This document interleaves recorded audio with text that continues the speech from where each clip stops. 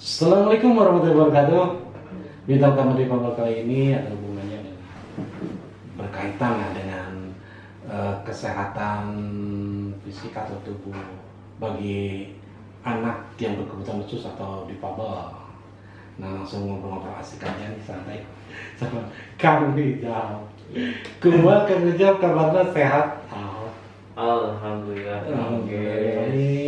Sibuk namanya tuh ada mata pandemi. Aduh. Selama pandemi ini udah hampir mau 1 tahun ya. Sibukannya ya hampir semua kegiatan off ya. Semua kegiatan off. Memang di awal-awal masih bisa bertahan selama kurang lebih 3-4 bulan. Namun dengan kasus yang semakin bertambah dan beberapa kebijakan pemerintah dari mulai PSBB dan sekarang PPKM yang mana sementara ini mudah-mudahan cepat berlalu ya. Kegiatan-kegiatan sosial budaya itu memang agak sedikit di stop gitu ya. Seperti itu ya. Karena kan fisioterapi boleh dikatakan langsung kontak fisik ya. Dan itu yang harus dicegah gitu kan dengan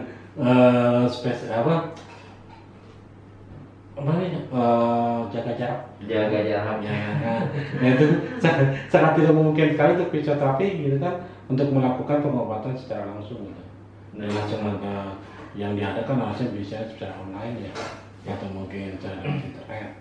Nah sekarang gimana, mungkin ada keluhan dari orang tua difabel yang mengharuskan fisioterapi rutinitas untuk kondisi tubuh anaknya supaya stabil, imun tubuhnya supaya dijaga, atau mungkin supaya ada perkembangan yang lebih baik lagi. Itu bagaimana tuh Kang Rijal? Boleh sebelum ke situ sedikit coba menjelaskan juga ya apa itu fisioterapi. Ya, saya juga coba jelaskan.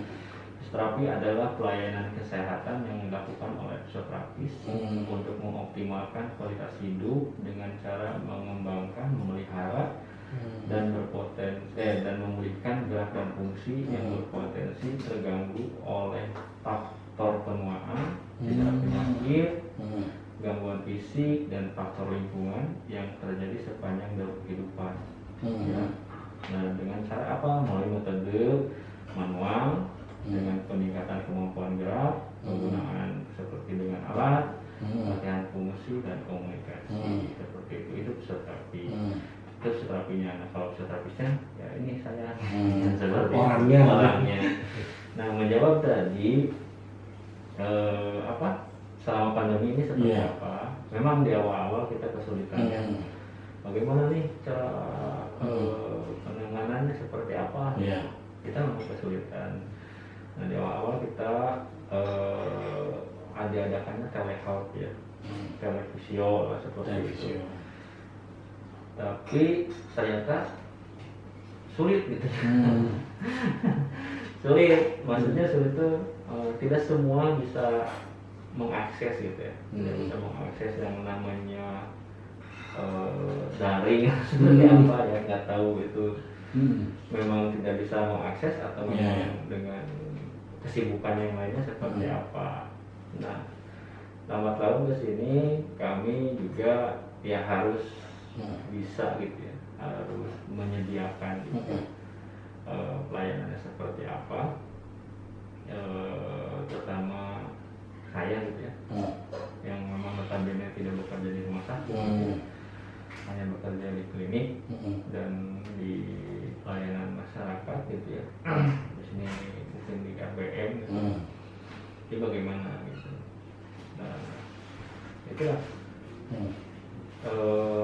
Sebulan, 2 bulan, 3 bulan, oke, bisa berjalan gitu. Ya tadi ya, karena semakin yang menyebar pandemi ini, ya kita mewaspadai ya. Bagaimanapun juga saya sebagai fisioterapis bertanggung jawab gitu ya, bertanggung jawab terhadap ya kalau dibilang peserta didik gitu, peserta didik dan ya yang binaan saya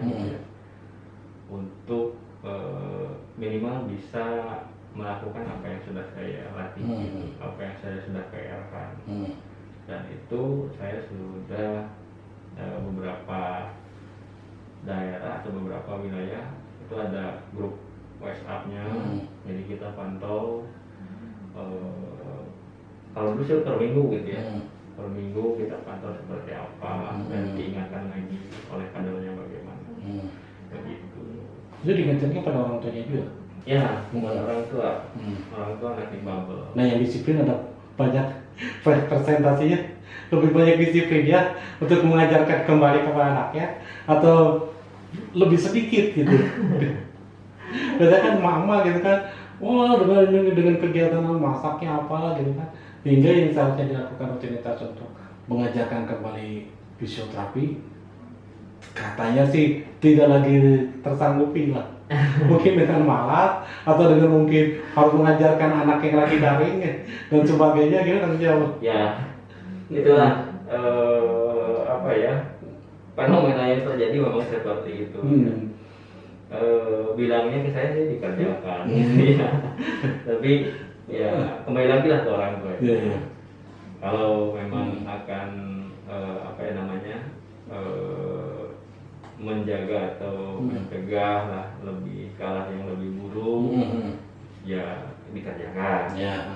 Tapi kalau misalkan orang tuanya yang kesibukannya dengan kesibukan tersendiri gitu ya, jangankan masak gitu ya, tapi kebanyakan kan orang tua sekarang tidak hanya masak ya, buka YouTube misalkan, TikTok,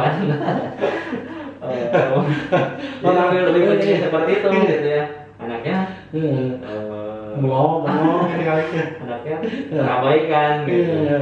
Punten ya kalau misalkan orang tua yang menonton saat ini gitu ya merasa tersinggung seperti itu ya, akui saja lah gitu ya. Akui saja. Ya, tapi karena tidak main-main ya, menyangkut perkembangan anak gitu kan, kayaknya ya. Betul. Ya kembali lagi ya ke orang tua gitu ya. Mau anaknya tetap terjaga, maksud terjaga di sini ya tidak terlalu parah lah gitu ya. Apakah mau dibiarkan seperti itu aja gitu. Nah, jangan sampai nanti misalkan setelah selesai pandemi gitu, banyak keluhan nih.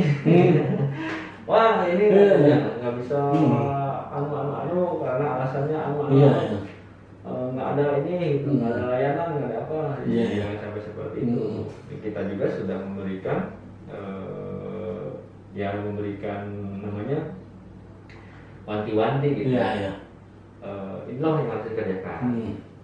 Inilah yang harus dilakukan gitu. Dan itu kita bina gitu, kita dampingi gitu. Tapi di sinilah kesulitannya. Padahal kan di masa pandemi ini artinya lebih banyak waktu luang di dalam rumah ya. Betul. Tapi kebanyakannya orang tua suka jalan-jalan ke rumah. Jadi bandel. Nah, anak difabel seperti apa yang harusnya rutinitas untuk melakukan fisioterapi? Nah, kembali lagi di dalam fisioterapi itu banyak yang dilakukan. Dari mulai dari mulai balita sampai orang tua dewasa lansia gitu ya. Nah, kalau dikhususkan harus difabel seperti apa, itu mungkin tidak seperti itu.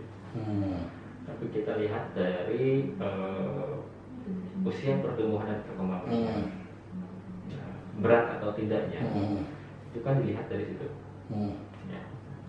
Semakin dini kita ketahui, semakin dini kita bisa mencegah gitu, dan bisa memperbaiki gitu, bisa menghambat untuk tidak terlalu cepat untuk kerusakan. Contoh halnya misalkan ada keluhan orang tua anaknya belum bisa jalan, usia misalkan udah 2 tahun nih. Biasanya kita ada dalam satu tim gitu ya, ada di situ kita akan melakukan asesmen atau pemeriksaan. dari mulai kehamilannya, kelahirannya, sampai proses kelahiran seperti apa, dan proses pertumbuhan kembangnya bagaimana. Ya. Jadi nggak langsung nyemprot terapi. Jadi kita lihat dulu nih kebutuhannya. Oh ternyata dalam status kesehatannya ada misalkan yang dicurigai atau apa gitu. Nah itu baru kita lihat lagi seperti itu. Nah kalau misalkan berat atau tidaknya kita lihat di situ. Nah kebanyakan yang datang itu kan yang sudah berat juga gitu ya, seperti cerebral palsy, kan, terus Down syndrome gitu ya. Itu yang memang yang ya datang memang sudah terlanjur seperti itu gitu. Dan tidak jarang juga yang memang sudah pernah di terapi tempat mana karena misalkan pindah atau apa, hanya kita tangani untuk melanjutkan apa yang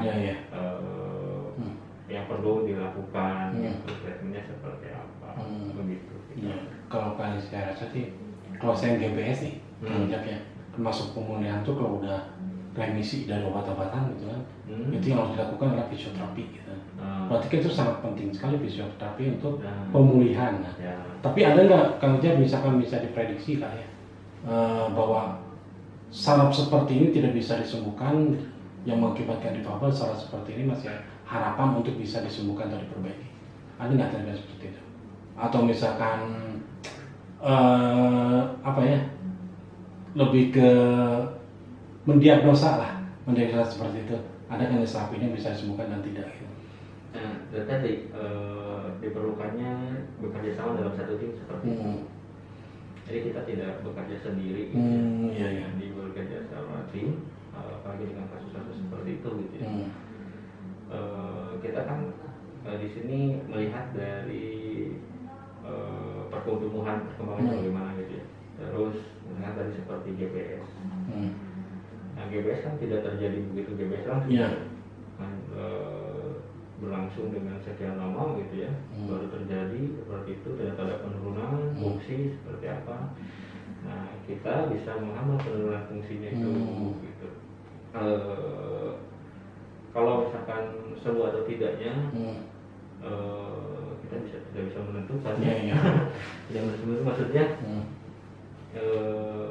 itu di ranah yang lain gitu ya. Kita hanya bisa memprediksi ini penurunan fungsinya akan seperti apa, apa saja yang akan terganggu, bagaimana nanti pencegahannya, apa yang harus dilakukan, nanti misalkan di rumah ini harus seperti apa. Nah ini yang program seperti ini yang jarang diberikan gitu ya. Yang jarang diberikan, terus dan jarang dilakukan, dan jarang dikerjakan ya. Jangan dilakukan tuh karena pasiennya malas, karena pendampingnya juga malas juga. Kata lo faktor. Itulah kalau dikatakan budaya literasi, budaya literasi sama budaya pemahaman informasi ya.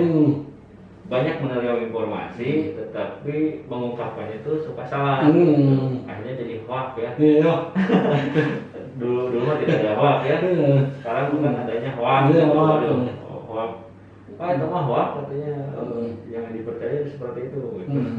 Padahal misalkan hal sesuatu yang baik, tapi kenapa disalahkan? Tetapi hal yang salah selalu dijadikan yang jadi benar gitu. Jadi dibalik ya. Jadi pusing saya juga. Apalagi pada zaman pandemi ya. Berdampak sekali kepada kantong gitu. Pada pengumpul gitu ya. Dan berarti sangat penting sekali fisioterapi untuk anak difabel ya, atau misalkan yang difabel dewasa juga gitu kan Jab ya. Betul. Kalau menurut Kang Ijab, walaupun misalkan kita divonis difabel, berarti kan kita nggak akan mungkin lagi untuk menjadi mobilitas kita seperti dulu lagi lah. Misalnya kaki lumpuh, tangan lumpuh gitu kan. Nah itu apakah masih harus di fisioterapi atau udah aja? Kalau udah lumpuh ya udah aja nggak bisa fisioterapi gitu. Enggak juga sih kan. Kalau gitu kan jadi membatasi untuk berkreasi dan berkarya.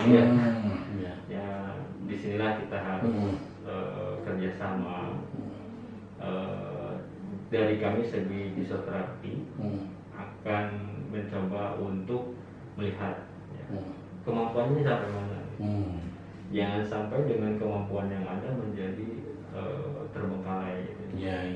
Dan hilang begitu saja, hingga sampai akhirnya putus asa, putus asa dan udah nggak ada gunanya,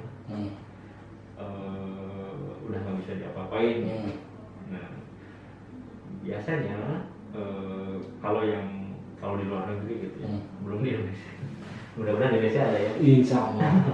Karena di Indonesia ada dengan adanya di Fable Bundle ini. Amin. Pada tempatnya di Fable Bundle bisa mendevelop ya, gitu ya, bisa membentuk atau meng-create supaya bagaimana di Fable ini disabilitas ini bisa berkarya gitu ya. Baik itu dari olahraga, kesenian, terus segala aspek lah. Itu harusnya ini disambut baik ya sebetulnya sama pemerintah gitu ya. Harusnya. Ya jangan sampai oh ini mah milik aku, ini mah milik dinas A, ini mah milik dinas B. Jadi ada kotak-kotakan gitu kan. Kalau saya kan out the box gitu ya. Harusnya kan semuanya bergabung. Betul. Harus bergabung untuk memecahkan suatu masalah. Jangan sampai membuat masalah dengan masalah-masalah yang belum beres. Nah kita sama-sama baik itu dari A, B, C, D, E gitu. Ayo kita sama-sama. Bagaimana sih? Bahkan bukan tidak hanya disabilitas ya, semua aspek juga. Gitu. Betul. Semua aspek juga, karena kalau seperti itu ya mau nggak bakal beres-beres sampai akan saling tunjuk gitu. Betul. Saling tunjuk, saling aku. Ini kamu yang kerjain. Oh ini mah aku yang kerjain. Ya seperti persaingan seperti itu juga. Nah persaingan. Menarik. Jadi menarik gitu kan. Kalau persaingan secara sehat nggak apa-apa gitu kan. Tapi kalau persaingan secara yang tadi dibilang Kang Icep kan bisa membuat orang pun bertanya-tanya gitu kan ya. Misalkan kok ini begini gitu, jadi begitu. Menurut Kang Icep nih ya, kalau tentang fisioterapi ini sebetulnya ada nggak mungkin membuat lagi lembaga atau apalah untuk menaungi para terapis dan fisioterapi ini gitu? Kalau untuk fisioterapi itu memang sudah ada ikatan profesinya, ya. Namanya Ikatan Fisioterapi Indonesia.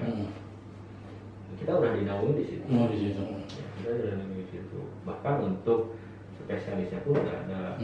Untuk anak ada gitu ya, namanya Fisioterapi Anak Indonesia.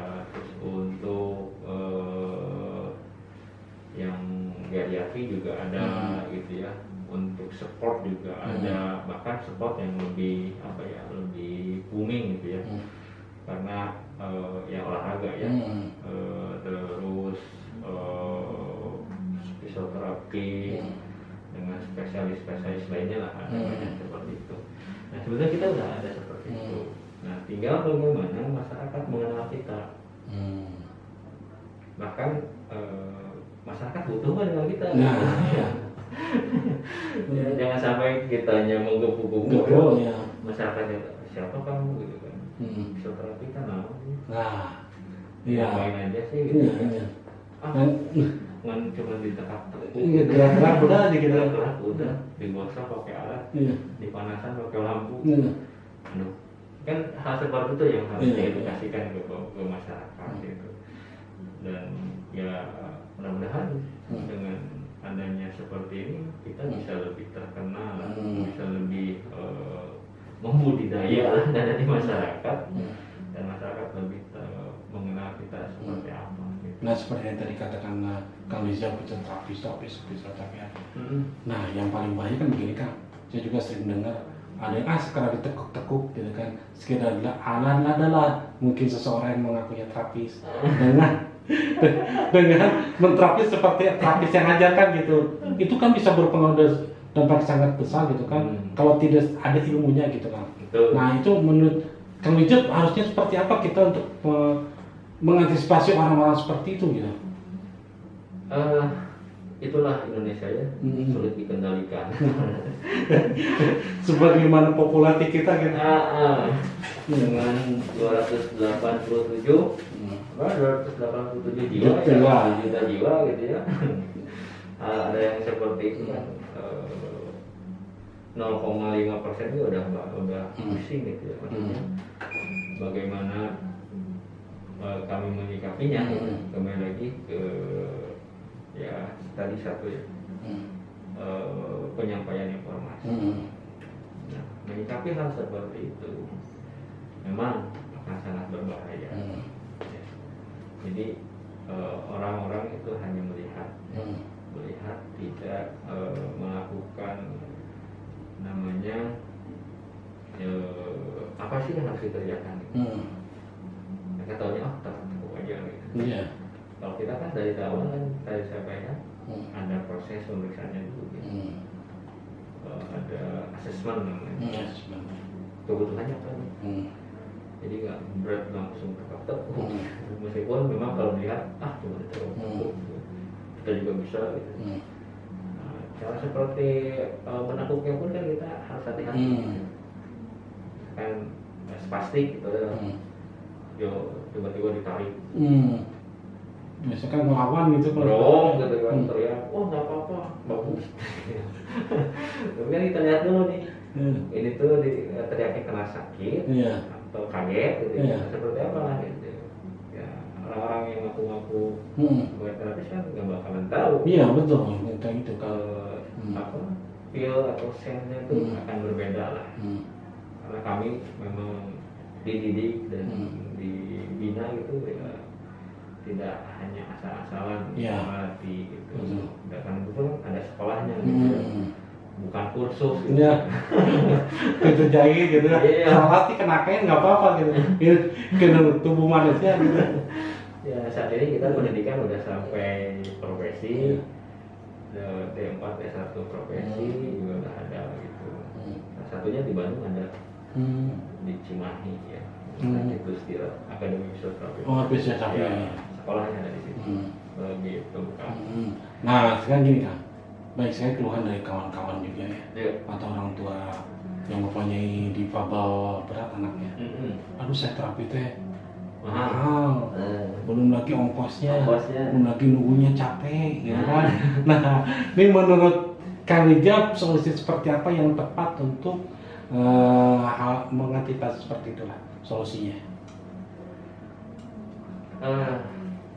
Ini Kang ya, ini beda bukan beda pertanyaan, tapi maksudnya saya menanggapinya begini.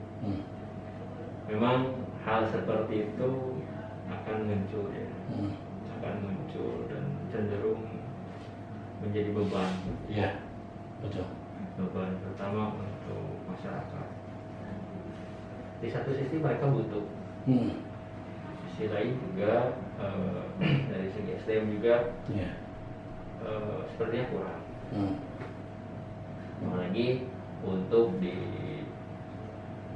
tadi ongkos jauh. Yang kita harapkan kami ini fisioterapi bisa hadir di masyarakat di tingkat dasar, di malah di puskesmas gitu. Puskesmas itu yang ada di puskesmas.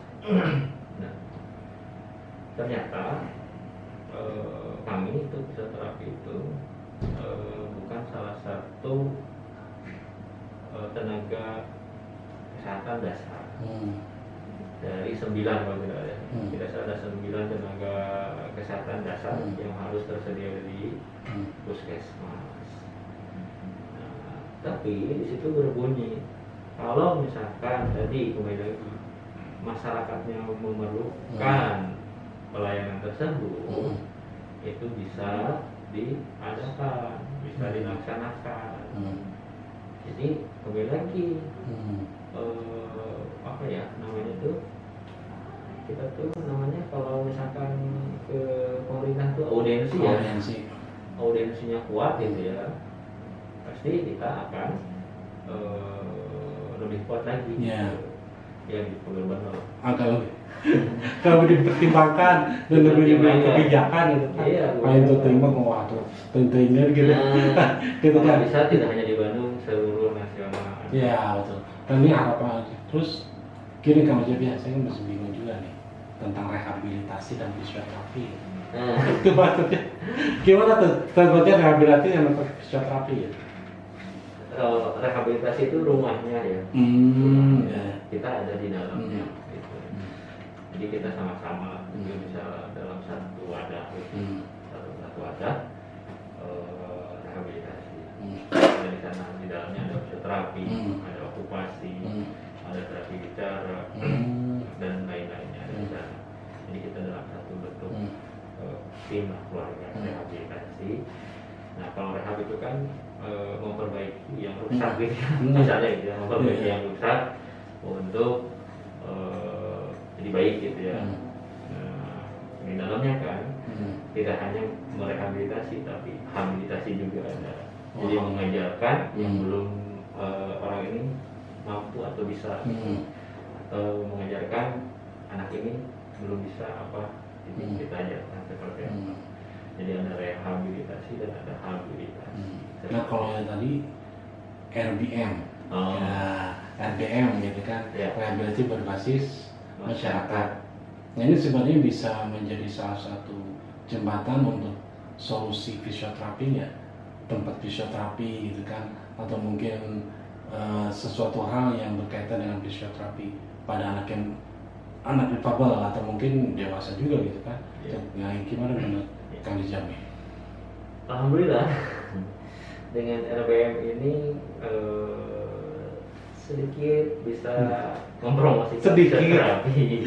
Ya banyaknya sedikit banyaknya ya memang belum paham. Tapi sedikitnya ya, tidaknya lah sudah berusaha untuk memperkenalkan fisioterapi itu apa.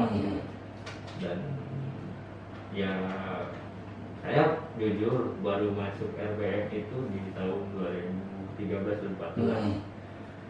Dulu itu dengan inisiasi Save the Children ya, dan Dinas Sosial Kota Cimahi. Ternyata Save the Children itu punya program itu 5 kabupaten gitu. 5 kabupaten 2 kota. Kota Bandung, Kota Cimahi, Garut, Bandung Barat, sama Sumedang. Awalnya itu seperti itu. Nah yang bertahan sampai saat ini yaitu Kota Cimahi yang masih berjalan. Kota Cimahi ada itu memang di bawah dinas sosial, dan di setiap kecamatan kelurahan ada. Nah sebelum pandemi itu sering dilakukan ya. Meskipun dengan durasi 1 bulan sekali gitu ya, karena kan tujuannya orang tua dan anak gitu ya, orang tua anak dan disabilitas untuk lebih paham gitu ya, lebih bisa menerima gitu ya. Dan unik sekali sih sebetulnya program ini. Awalnya kan bagaimana sih orang tua bisa membawa anaknya ke tempat umum. Hal dengan hal seperti itu gitu. Tidak menyembunyikan anaknya, tidak bisa berinteraksi. Awalnya sih seperti itu konsepnya gitu. Jadi RBM bentuk itu seperti itu gitu.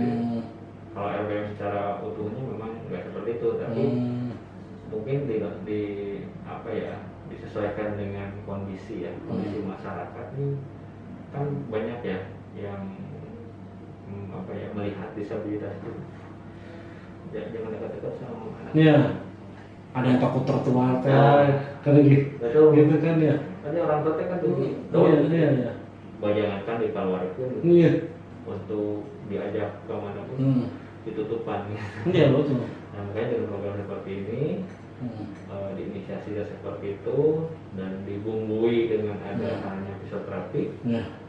Alhamdulillah gitu ya, masih berjalan gitu. Tapi karena pandemi seperti ini ya terpaksa kita berhenti dulu lah. Mudah-mudahan cepat berlalu kan.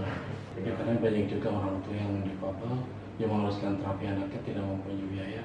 Nah itu kan kita kasih juga ya, biaya dari mana gitu kan. Nah mungkin Kang Dijam mempunyai sedikit pengalaman hal seperti itu lah.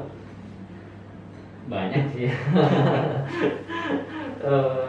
Kalau makanya dengan adanya program RBM ini sedikit membantu ya, membantu orang tua yang memang butuh pelayanan gitu ya, terutama fisioterapi.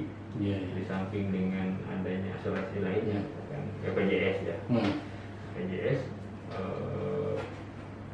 ya sedikit tidaknya membantu lah, meringankan dan disesuaikan dengan kebutuhannya seperti apa gitu.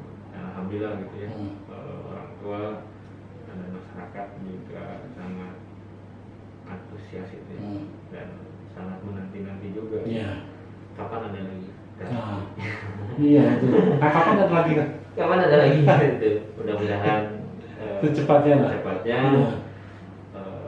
pandemi ini berakhir. Ada kemungkinan dan sebelum pandemi mungkin terus dilanjutkan. Kita lihat dari PPKM ya. PPKM ini saat ini bagaimana kalau zonanya sudah mulai minimal kuning ya. Itu mungkin bisa dilakukan tapi dengan protokol yang ketat gitu ya. Karena menurut saya kan fisioterapi merupakan hal sesuatu yang kebutuhan juga. Dia tidak bisa ditunggu-tunggu terlalu lama. Bisa-bisa kan daya tahan kondisi tubuh semakin menurun ya. Gitu kan bisa juga semakin memburuk gitu kan. Nah sekarang yang mau terakhir lah yang disampaikan sama Kang Rijal ini kepada orang tua difabel atau siapapun yang sebetulnya butuh untuk fisioterapis, hal apa yang urgent ya yang penting untuk pandemi ini untuk dilakukan supaya tidak terlalu atau berdampak buruk terhadap perkembangan dari tubuhnya di saat tidak fisioterapi. Hal yang harus dilakukan oleh orang tua tetap melakukan latihan, terus juga konsultasikan dengan terapisnya. Pasti akan ada kontak-kontaknya. Kalaupun misalkan sudah bisa akses ke rumah sakit, segeralah untuk dilakukan terapi di rumah sakit, dan tetap semangat, jangan berkecil hati. Kita selalu siap membantu sesuai dengan slogan kami, bergerak, bermanfaat dan bermartabat. Alhamdulillah, yang penting semangat, jangan malas. Nah, jangan malas. Oke, kata terakhir closingnya. 3 kata untuk difabel. Semangat, tidak malas, dan terus berkaya. Nah, semangat, tidak malas, tetap berkaya. Hatur kalian, mudah-mudahan kedepannya kita bisa jadi bintang tamu lagi ya. Amin, hatur undangannya. Ya, wassalamualaikum warahmatullahi wabarakatuh.